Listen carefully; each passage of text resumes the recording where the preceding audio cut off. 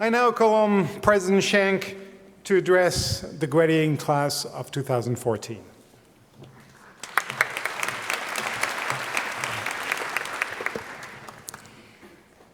Men and women of the class of 2014, you come of age at a remarkable historical moment. The potential of your generation to reshape the contours of the world we live in politically, economically, and environmentally knows no bounds. National borders have fallen in Europe and are losing their edges elsewhere.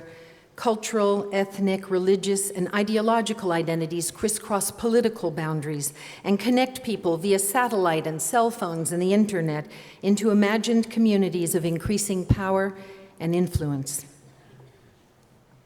Water here.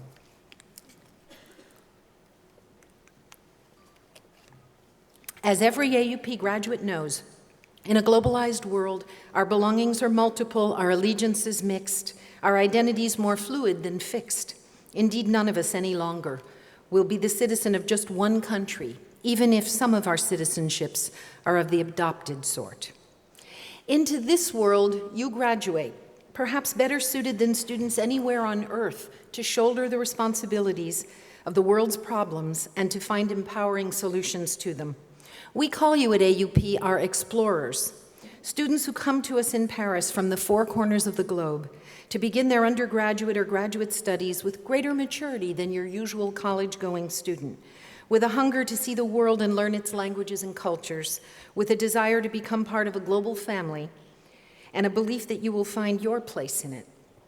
By choosing to study in a place other than home during the years of your studies, you have learned several essential things.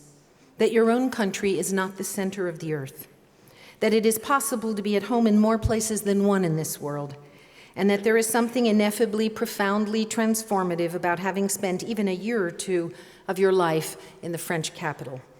Your own cosmopolitanism, like that of many before you who came to Paris to find out who they were, may have been born here. One of the things I love to say about the students of the American University of Paris is that you are so much of the world that you are for it. Hailing from over 100 different nationalities, having brought into the university over the past decade 117 different dialects and languages, you have helped create on our campus a kind of third place, a community of not inconsiderable freedom, where each of you simultaneously leaves your cultural baggage at the door and brings it comfortably inside to share with others. Those of you graduating today know just how much your years in the crucible of AUP's global, cross-cultural, and comparative curriculum, under the guidance of this stellar faculty, itself multicultural, has changed how you look at and live in the world. We actually have proof of that. We have just completed a destination survey of our last 3 graduating classes. And here is what we've learned from our sample of over 60% of those alumni. AUP graduates from the classes of 2011, 12, and 13 are living today in 50 countries around the globe. 86% of them have an international aspect to their career, and 63% are working or have worked in a language other than their native language. I'm not sure any other university on the planet can boast those kinds of outcomes. And this class, your class, will be no exception.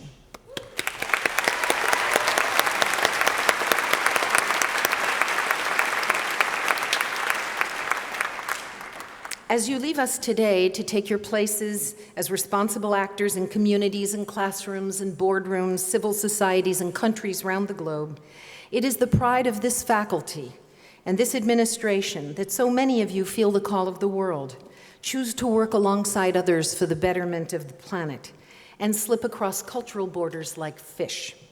As you go forth as our emissaries, keep foremost in mind that the mission of our university is to foster in our graduates a sense of belonging to the world and a responsibility for a world of global interdependence.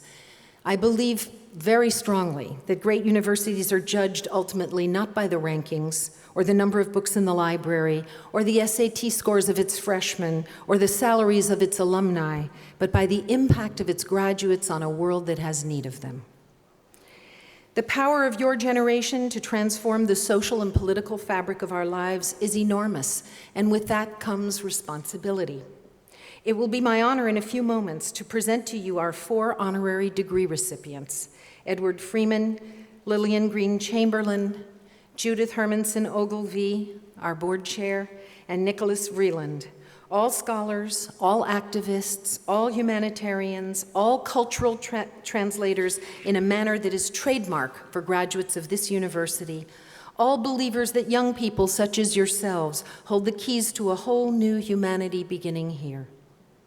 As you listen to the laudations in a few moments, I invite you to project yourselves forward into your own brilliant futures and to imagine, as our honorary laureates have, what a difference it makes to live a globally engaged life.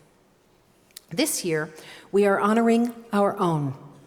Each of our doctors honoris causa has a history with the American University of Paris.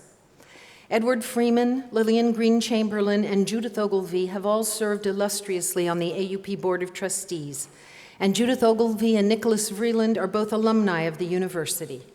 Lillian Green even married an alumnus of the class of 1981, John Chamberlain, distinguished in his own right. I hold each of them up to you as exemplars of what a single globally minded citizen can accomplish in the world. What characterizes each of these individuals is that when doors opened in their lives, they walked fearlessly through them, finding time after time that their calling, their destinies beckoned just beyond. What joins each of these explorers to each other and to you, what makes each of them a living emblem of our university, is that all 4 belong fully to the world. Each has been a fearless boundary breaker, a willing translator, and a challenger of the status quo. Each of them has, in their different ways, labored for the common good, for the environment, for political or economic equality, for an end to racial or ethnic or religious discrimination, for the eradication of poverty, and as public intellectuals and educators, for the truth in the face of dissimulation or ignorance.